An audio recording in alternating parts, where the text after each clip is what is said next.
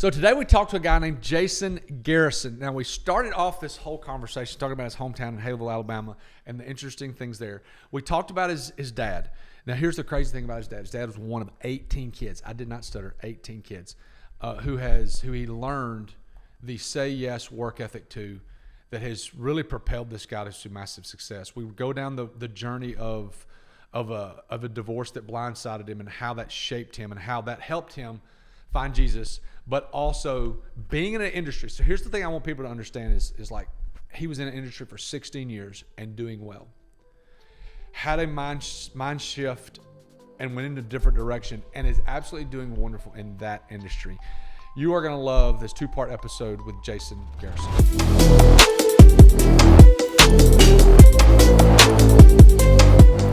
One of the biggest gripes one of the biggest things that baffles me is real estate agents that don't invest in real estate. And if you've listened to this at all, you've heard me 1,000 times say, you have a cheat code, quasi insider trading on all the deals that are coming up. You just do. You have access to the MLS that everybody doesn't have access to. You know when things are fixed to come. I mean, you've got a network that understands these things. So what's your personal approach to real estate investing, and how has that evolved over time? Yeah. Well, when I first got into real estate, it was not to invest in real estate. It was to help people solely. And it still is. My intentions, while I do invest in real estate and I do some fix and flips, and some other things, it's always to help people. That's the sole purpose I got into the business. I care about helping people more than I care about the paycheck. And but that shows through the production, through income, and just how the Lord has blessed me through that. Is I want to serve and I want to help. And when I left banking, I got to the point, and I was telling you about this earlier, that I was building these relationships, and I got to a point where I wasn't able to help them. Well, now I can walk into any real estate deal, and I don't have to tell them no. The only reason I tell somebody no is that if we're just not a good fit to work together. But it's not because I don't have a solution. It's not because I don't have wholesalers I could sell their property to, or it's not because I don't have investors to sell it to, or that I can't buy it, or maybe we can put it on the retail market in the multiple listing service. So there's options. So it's solely because maybe we're not a fit, or maybe the distance. Yeah. It's not because I can't help them. I can help them. Right. But no, the first is to serve and to help, and then to buy real estate. If I see an opportunity that looks good, if the numbers look good, and I've picked up a couple of properties and rehab them, put some money in it, and put it back on the market and sell it. And that's most of them. I don't have any rentals, don't have any doors actively, but it's more fix and flip. And then from a fix and flip standpoint is really where I get involved in. So we talked about this a little bit off camera. So explain to me why, because a lot of people feel like that having rentals, whether it be multifamily or single family homes or short-term rental, whatever, that's kind of like a next level up. Like, I got rentals. There's a lot of people that think that. Why do you not want rentals? I don't, maybe it's my view. And I would love for someone to, I guess, really encourage me in that way, because I love the idea. Yeah. I love the idea of passive income. And that's one thing really about real estate that I've learned over the years, again, working for corporate America, over that 16 years where you're getting a paycheck every 2 weeks, you're getting bonuses, you're getting the 401k, and you've got the benefits and the health care. Well, as a business owner, you have to create that. Sure. And so now I'm only as good as my last deal. I mean, if I go on vacation, well, who's pressing the gas? Who's calling the customers? Who's following up? Who's closing that deal for me? So if I'm sick, where's the money coming from? And so you really have to, so the idea of that passive income sounds wonderful. What doesn't sound great to me is, and again, maybe this is the piece that I could let go of and let somebody else do it, but it's the piece of having that tenant in it that they don't pay rent for a month or 2 months or 6 months or 7 months, or, they don't pay rent at all. And then you got to go through the eviction process. Or then when they've gotten frustrated during that eviction process, I've seen it done. They pour concrete down the toilets, and now all your pipes are filled with concrete. Yeah. Now so it's those things. And maybe that's a fear mentality. I know that, God doesn't give us a spirit of fear, but a spirit of power, love, and self-control. But maybe that's what it is. And so my thought process has always been, look, I want to get in and out. I want to create larger chunks of income and maybe do something else with it.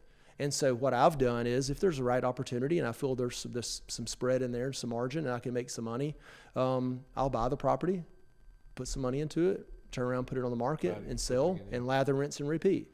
Now, again, that doesn't provide a passive income, so that piece I still need to carve out. But it is providing other avenues to make money. Sure. You know, to grow financially. Right. That's great. So the funny thing is, I had a conversation with a guy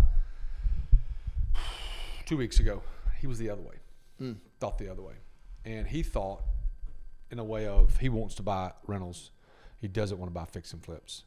And here's what I explained to him is, in investing, you have your job. You're not a W-2 employee. I'm not a W-2 employee, but I have a job that I go to every day. Your job is real estate. Some months you make lots and lots of money. Some months you don't make as much. Yep. But from an investing standpoint, I feel like we have to have two different avenues we go down, two different thought processes. The first is a long-term thought process. That's rentals. So we have rentals, but I don't manage them. Now, I don't make as much when I do that. Right.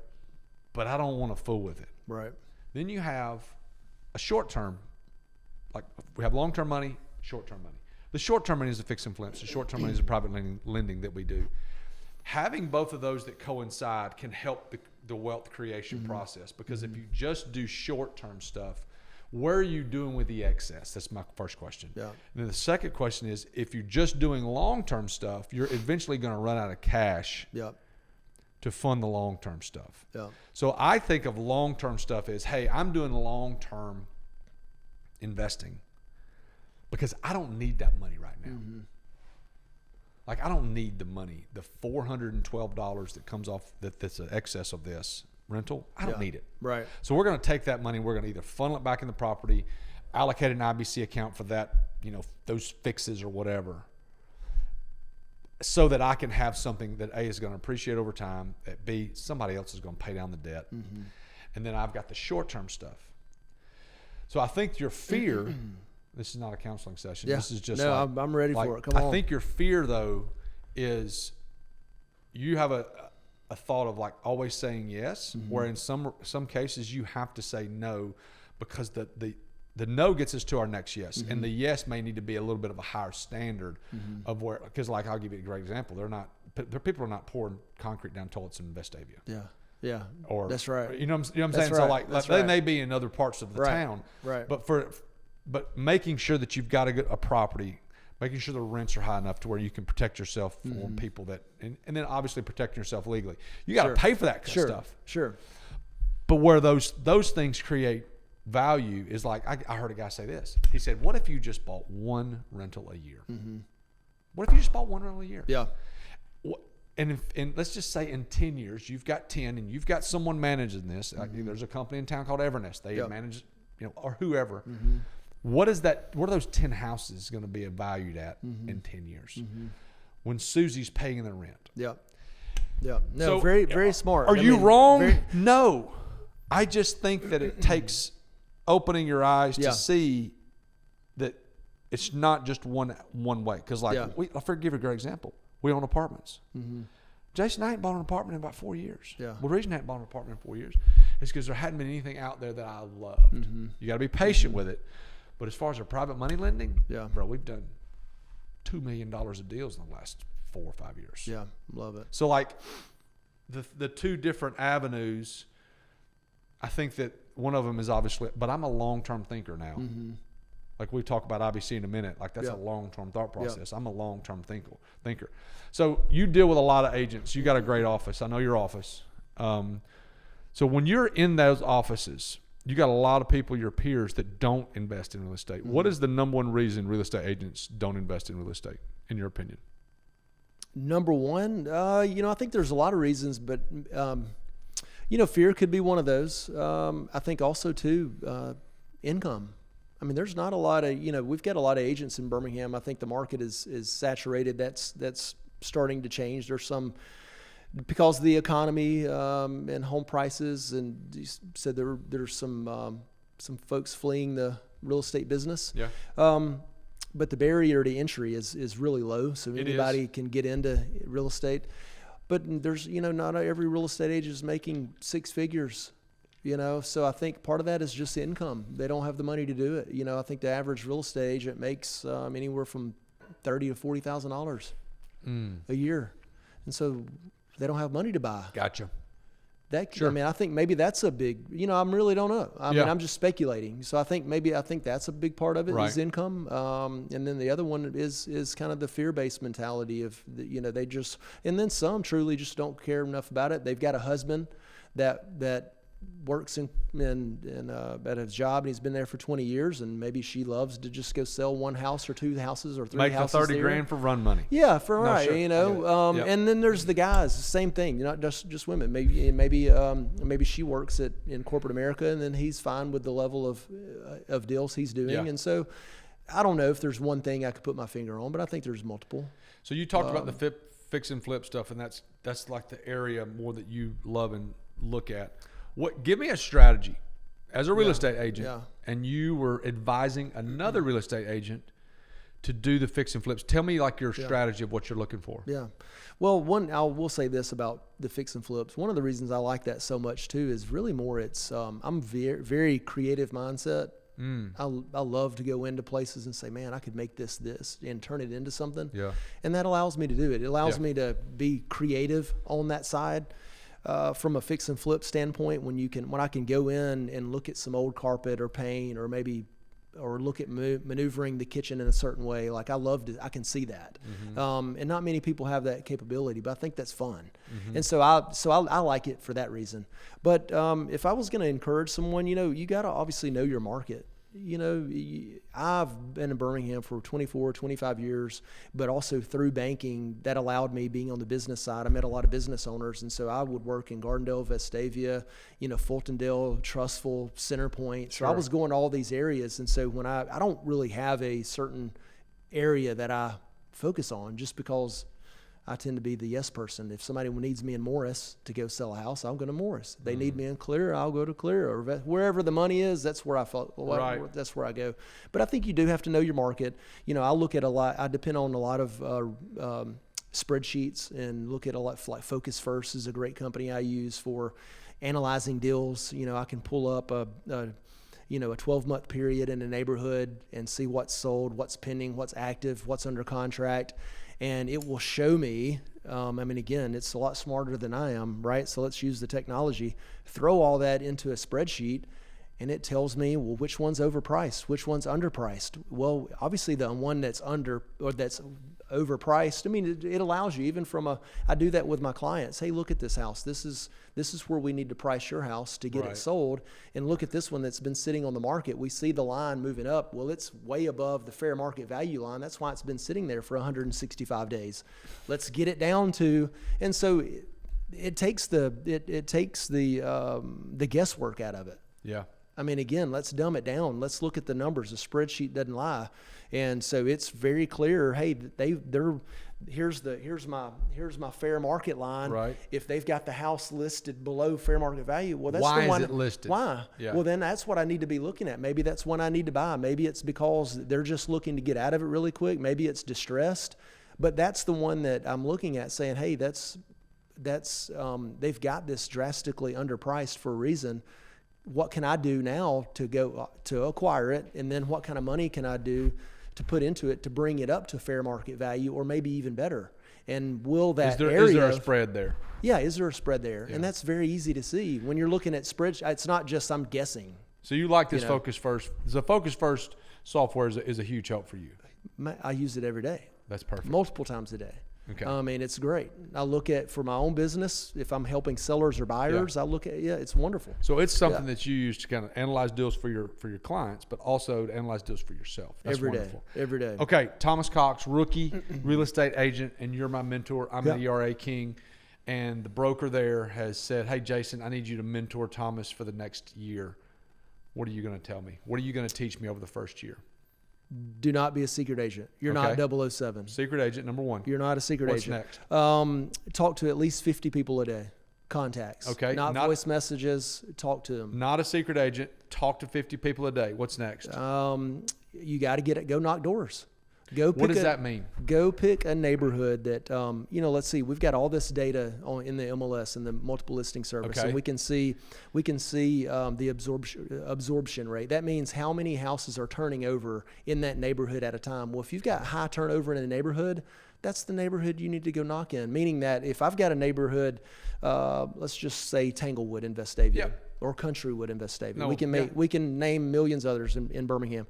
But let's take Countrywood and let's say that, and I haven't looked at these numbers today, but let's just say that there's of those houses, maybe there's one selling every year. They're not moving. People love that area, and they truly do. Sure. They'll get into it. Now that's not true facts, but let's just say they love the neighborhood. They get there, they stay there. Average people are staying there in those homes 15, 20 years. Don't go knock those doors. Don't go to knock that. Okay, good. Now, if I go to Gardendale and I go to Lexington Park, okay, and I see that they're staying every 2 to 3 years, there's high turnover. Well, go knock on the door. Stockton and Trustful. A lot of people moving in and out of that place. Go knock on the doors. Hey, I'm the real estate agent. That's great. I'd like to say hello. I'm not here to sell you anything. Here's my card. How you doing? Where do you see that absorption rate? You see it on MLS?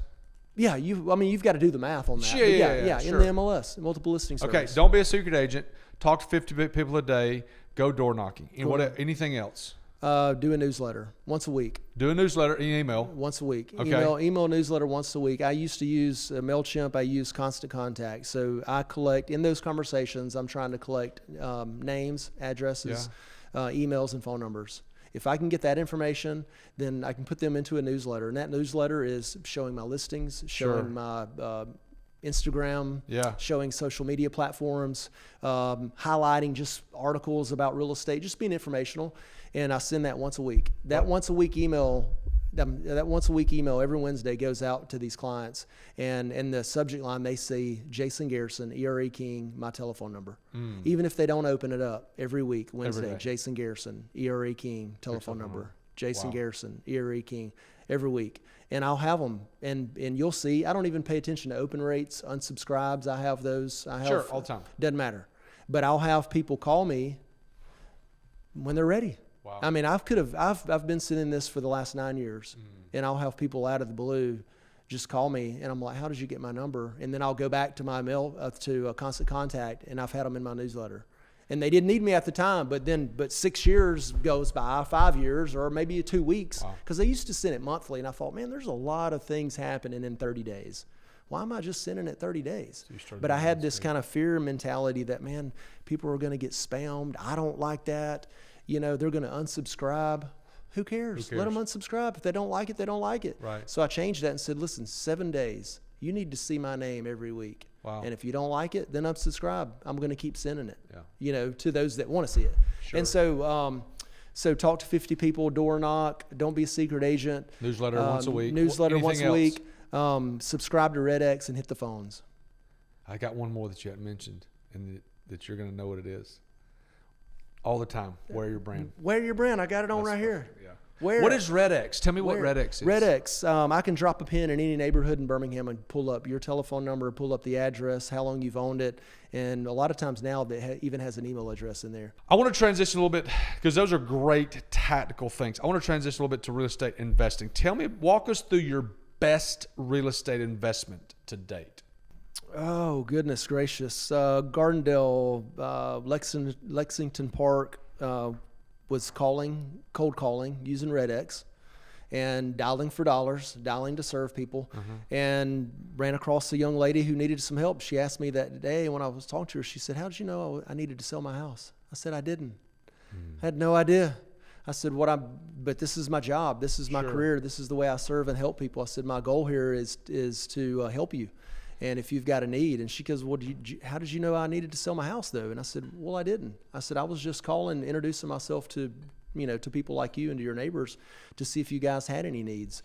And she goes, well, we do. We're looking to move. We need to move quick. We may be foreclosed on. I'm starting to miss some payments. Wow. And I said, well, what are you doing today at 2:00? Met with her, and I love to give people, 3 options when I meet with them, especially my sellers. Let's talk about some options. So I met with her. Sweet. Her and her husband, we sat down at the coffee table and just kind of ran some numbers. And I said, hey, from a retail perspective, here's what I think we could get for the house. And she was on a time crunch. She had already missed some payments. The bank was knocking on the door, but it also needed a little bit of work. And I said, and then here's your retail price on what we think we could get. Here is also what we think we could get if we put a little money into it. Let's go paint it. Let's put some new flooring in. Maybe it's some LVP, maybe some paint. She didn't have the money to do that. Obviously, if she was missing payments, she couldn't do it. Yeah. And I said, here's the price. And I said, but let me show you this third option. The third option is I could buy it today, and this is the number. And what I'm going to do to that is I'm going to put the money in it. So I'm going to take it off your hands so you're not foreclosed. I'm going to put the money into it to put new carpet in it, to put some LVP in. I'm going to put a new roof on it. I'm going to put going down the list. I said, but I want you to know that I'm going to sell it for a profit. I said, I'm in the business to help people and to make money, and I've showed you some options here. What would you like to do? She said, I want you to buy it. Wow. And so I probably made, usually I'm making only 15, 20. I probably made 35, something like that on that, 35 or $40,000. But I think it's presenting the options. I'm not shady. I don't go out. I show them, hey, here's what I could do. If you want to put a little money into it. If you want to flip it. Yeah. I mean, that's what you're saying. Because I want them to do that. Hey, if you want to this is your home. If you've got the money to do this, let me show you. If you put $10,000 in it, here's what you could sell it for. Well, some don't have that. And then in some cases, what I'm starting to do right now is if they want to do that and they're like, gosh, I'd love to do that, but I don't have the $10,000. I say, well, I'll loan you the $10,000. Have you ever sub-2'd a deal? Done No. a subject to? No, I've talked a lot about it with clients, but have not done one yet. But it's very interesting strategy. I think that like what you just said, that is even though you made lots of money there, that is the epitome of a great agent, of presenting all the deals and saying, this is, and like you made money. And a lot of people think if you're making a lot of money, you're not helping, but you made a lot of money, but you helped that lady. I've helped several doing that. Totally helped someone doing that. And I think agents have got to get out of their mind and go that is as much of helping them as anybody. Well, going back to your rookie question is how would you coach a rookie? Well, rookies typically go out, and even seasoned real estate agents, if they can't go out and just sell that property, sure, they're like, I can't help you. No, you can. You got a wholesaler list. You've got a wholesaler list. You've got an investor list. There is no reason I should walk into a house and talk to a homeowner and tell them I cannot help them. Ooh, that's good. And the only reason again somebody would say that is because if they're not educated enough with the options. And so I am not telling anyone that unless again, it's just maybe we're not a good fit personally, or maybe it's the distance, but it's not because I don't have options. Wow. And I show them those options, and I am very transparent and very clear because I want them to feel that they're being served, they're being helped. Yeah. There's not some guy's just going to come in and buy my property for 30 cents on a dollar, and he's going to put 15 or 20 in it, and now he's going to walk away with 50 grand. No, you do that. I'll show you how to do it. Do you have the money to put it into it? No, I don't. Well, so it's showing them options. Giving them the options. That's giving good. them the options. Tell me a real estate deal. Tell me a real estate deal that didn't go good. Give me a bad experience. By the grace of God, I haven't had one. That's great. Amen.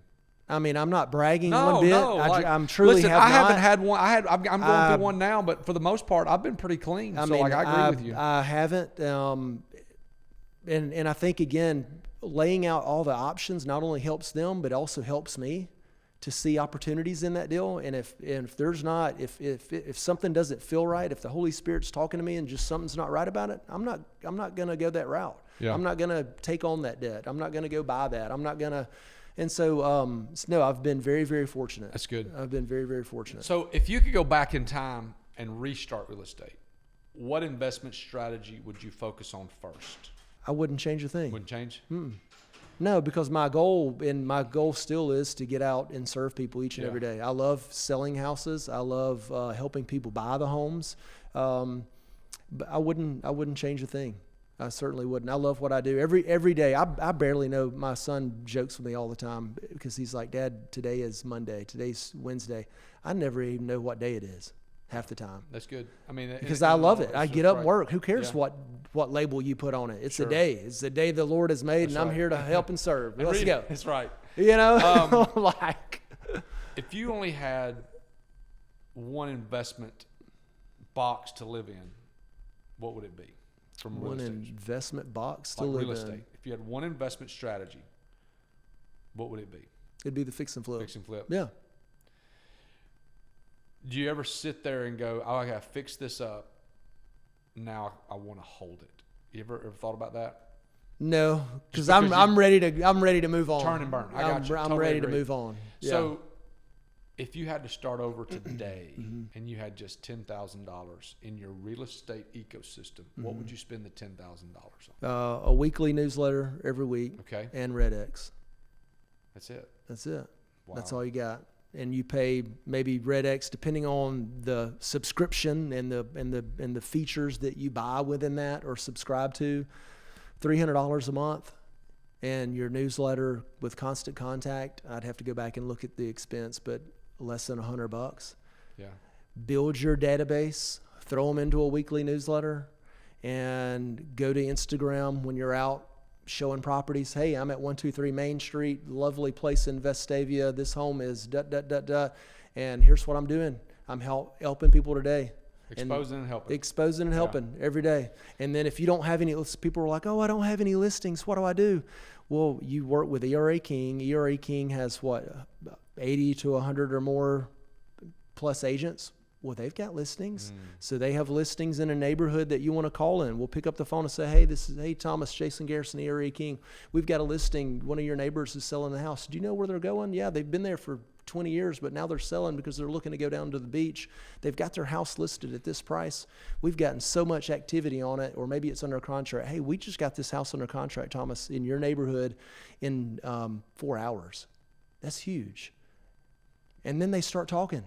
How long have you been in the neighborhood? Oh, yeah, you've been there that long? Great. If you were going to sell it today, where would you go? Oh, my wife and I have talked about selling in the next 2 years.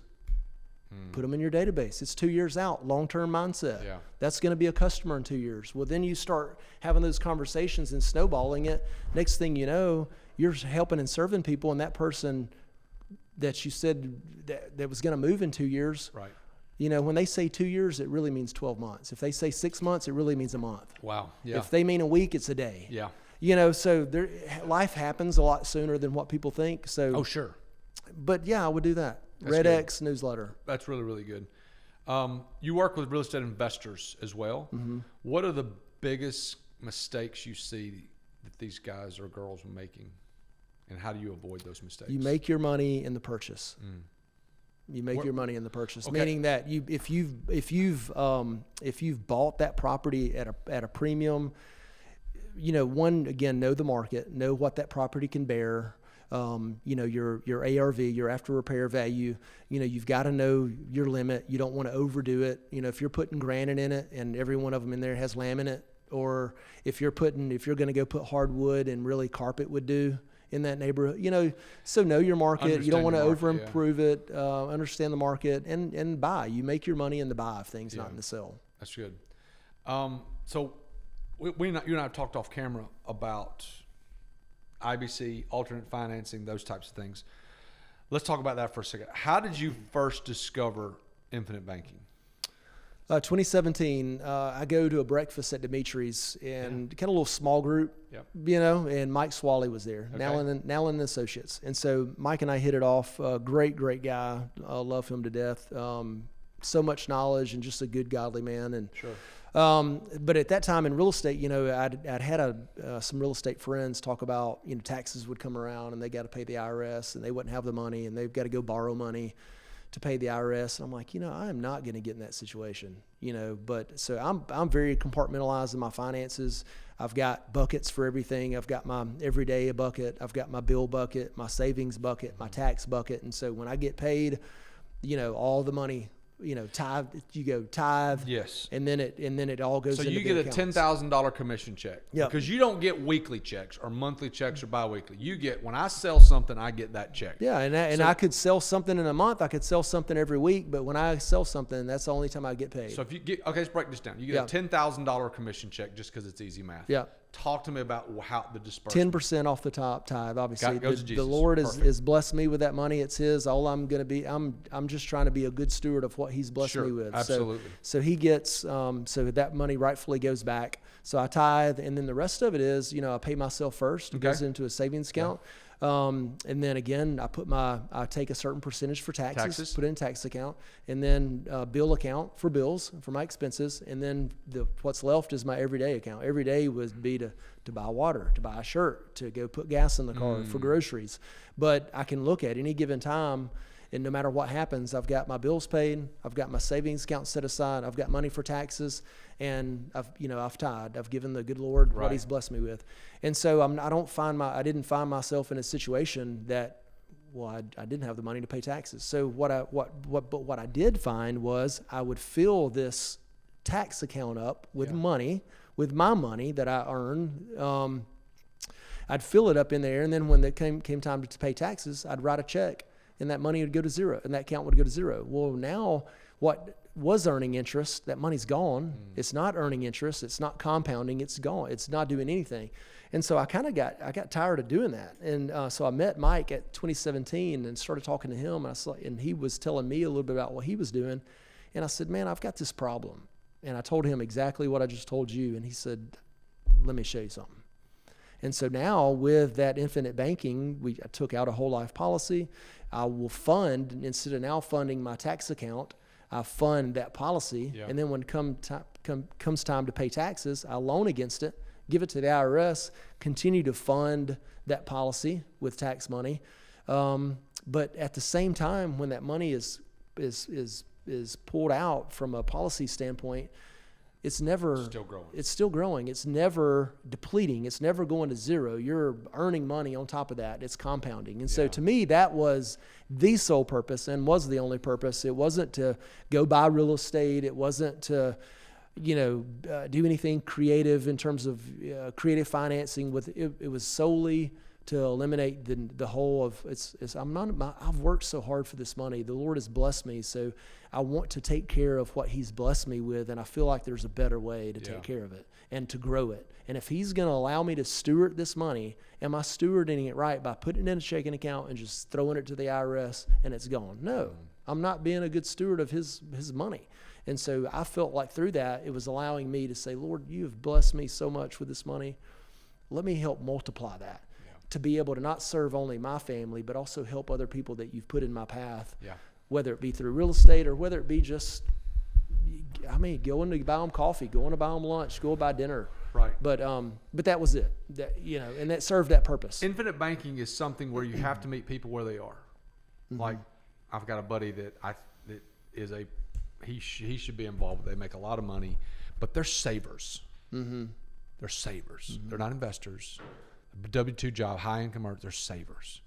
Well, infinite banking is a savings tool. It's not an investment tool. Right. Now, it can enhance your investing. Yeah, it's not to replace investing. It's not one investing. Bit. It's not the market. Like it's a savings. You should do both. You should do both. It's a savings tool. And so, but there are also people out there that do massive amounts of investing in real estate or whatever. Like, I think that the person that is a real estate flipper is the prime candidate for infinite banking, because the loaning, the investing, and the savings and the loaning and the savings and loaning, it's a cycle that would, it just perpetuates itself. Yeah. And I have since used it for that. Oh, I've since pulled money out, obviously did a policy loan and flipped a property and then put that money back in there. And I've also used it in ways of, again, going to a seller and showing them multiple avenues or multiple options and letting them choose what to do.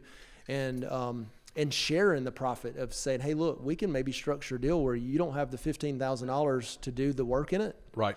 If you're going to hold the note on the house, continue to pay the payments. That's good. I'll pay for the construction, but then if we can sell it for $20,000, then I'll give you an extra $5 or $10 or whatever we work out. But I'm going to make sure I'm made whole on my renovation money, but also there's going to be a spread, or there's going to be on top of that the profit I make from it. Right. And so again, and you use your IBC account for that. Yeah, and I didn't have to go buy the property.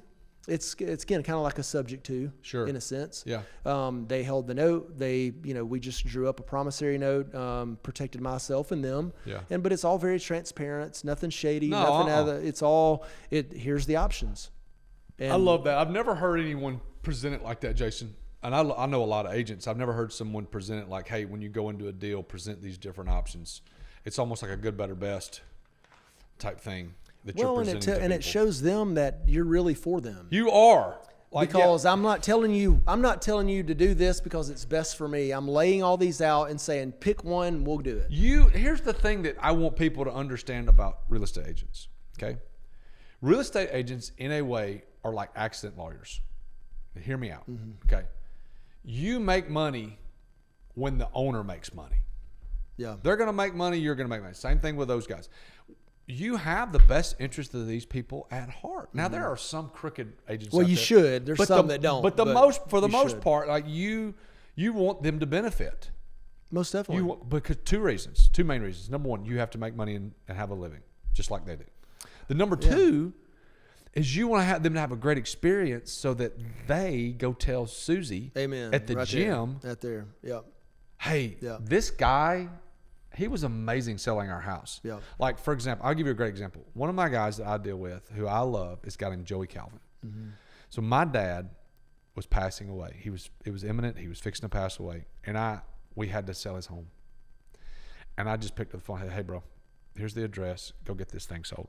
Dude, I did nothing. Nothing. 3 weeks later, it was sold. Yeah, that's awesome. He was a blessing to me. And I'm indebted to that guy. Yeah. From that experience, because he took care of me. Yeah. And I didn't have to do anything. Yeah. Now, I trusted him on the price. Yeah. Yeah. I trusted him on the negotiation. Yeah. But having a guy like that in your corner is priceless. Yeah. No, those are so the clients that I love to work with the most are those types of clients where they're like, look, this is your world. This is what you do. I'm going to trust you. And I'm gonna, I want you to communicate with me. I want you to be transparent of what's happening, but you do it. You go after it. And so a lot of the clients, I love that, especially a lot of my older clients, because they don't know. They need the help. They need hands-on. They do. And so they want you to handle it. There's a lot of fear and uncertainty with them. They're just afraid of being taken advantage of. And so when you can go in, you can show them some options, you can help them, you can guide them and direct them. And I tell them all the time, I'm like a quarterback on a football team. That's right. I said, I'm directing the O-line. I've got the plan. I've got people in place. Right. And so I'm calling the shots. I'll communicate with you on what's going on, but I'm going to handle this from A to Z. And they love it. Yeah. And they don't have to do a thing. And I control every aspect of it. That's a great analogy. And they love it. And so those always work. It's the ones that want me to do my job, but they don't want me to do my job. Sure. They're like, I want you to do the job, but I want to tell you exactly how to do it because I know what I'm talking about. No, exactly. You really don't. Exactly. So no, you have no idea. Really good. You have no idea. So it's kind of rare that there's an agent that understands infinite banking. I want to get back to that. So when you've talked to people about IBC and you tell them what you're doing there, what are some of the misconceptions that people have about using cash value life insurance for investing? Like, tell me what you've heard in that space. I think the biggest for me is, and what I've heard is, we talked a little bit about this a while ago, is it's not an investing stand. It's not a short-term mindset game. It's not something that's going to replace you going out and investing within an IRA or buying mutual funds or buying stocks or bonds or it doesn't replace that. And I think a lot of folks get hung up on that.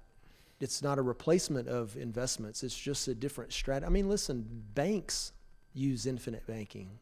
Banks, some of the wealthiest people. Bank-owned life insurance is the number one thing that banks do.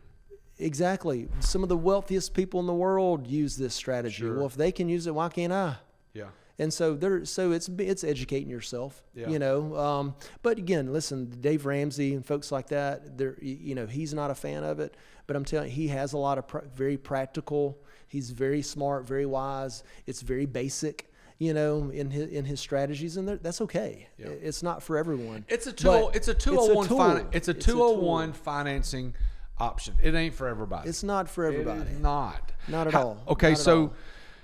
how do you feel? Okay, let me think how to ask this. How does infinite banking compare to traditional financing options like mortgages and private money lending? What are you like? Well, let's putting say, those for side by example, if let's say just take a car. Okay. Let's say I'm going to go out and buy a car. I'm going to go to the dealership. I'm going to get financed right on the spot. My interest rate may be right now 8-9%, Sure, whatever absolutely, that may be. But I'm paying that back every month.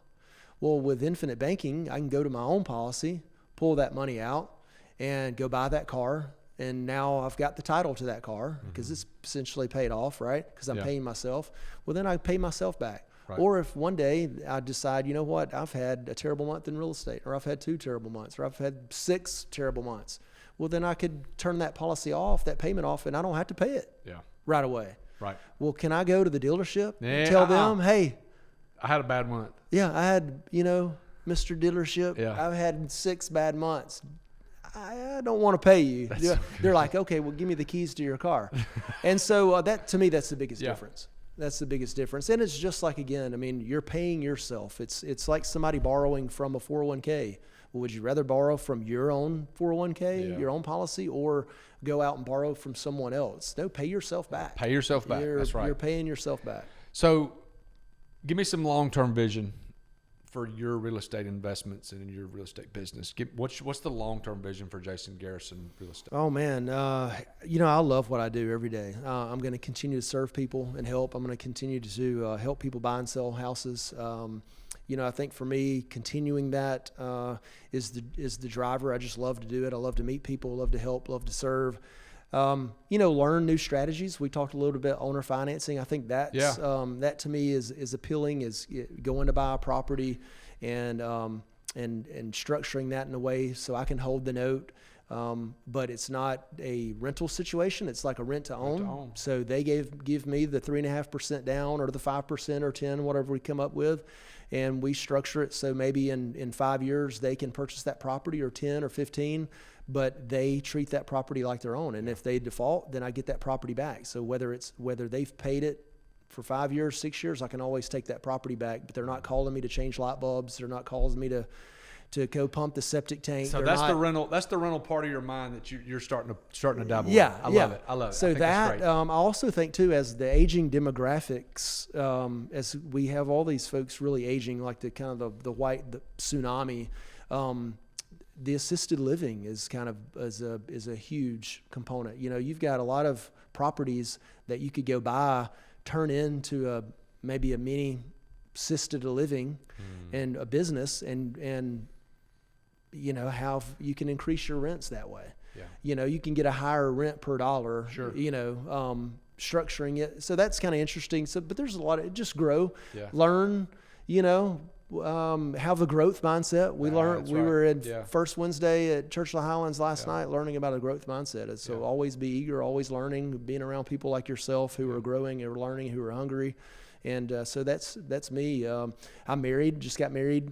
So the Lord's done a redemptive work there. Beautiful woman inside and out, loves the Lord with all of her heart. And so got married December the 13th of just last year. Oh, wow. So just newlywed. So we're learning, we're growing. So I'm in a chapter of my life where just kind of learning what it's like to really have a marriage that's based on His firm foundation. So learning and growing together, showing each other grace every day, and being refined, each and every day, having those little edges shaved off of you. That's right. And so my mindset now goes towards that. What is it like to really honor her and love her each and every day, and put Lord first, and just think about the family. Yeah. But still love real estate, and open to learning different strategies and how to make some mailbox money. I love the idea of just having little oil wells pumping all around town. How can I get that? What does that look like? Does that look like on short-term rentals? Do I do owner financing? I hate short-term rentals. So I don't know. Yeah, I am. I do not want to go down that road. I do not like a short-term rental, bro. It is. Let me tell you something. It's a lot of work. Short-term rental, and I've said this before here. Short-term rental is not real estate. Yeah. Short-term rental is hospitality. Well, you're right. It's really like owning a freaking hotel. Yep. I mean, I got one. Yeah. I love the property, but it's a lot. Yeah. And see, I don't know that I want to go down that road, but I do. I'm learning more, and I want to learn more about how do I create sustainable income that allows me to, if she and I want to go down to the beach for 2 months, 3 months, heck, 6 months, how can I do that and feel peace of mind knowing that, hey, the bills are taken care of, or we still just have money coming in? You know, it's that mailbox money. Would love to. Hey, tell everybody, if you're in the Birmingham metro area and you need a real estate agent, tell everybody where they can find you. Yeah, absolutely. So, Jason Lane Garrison at eraking.com.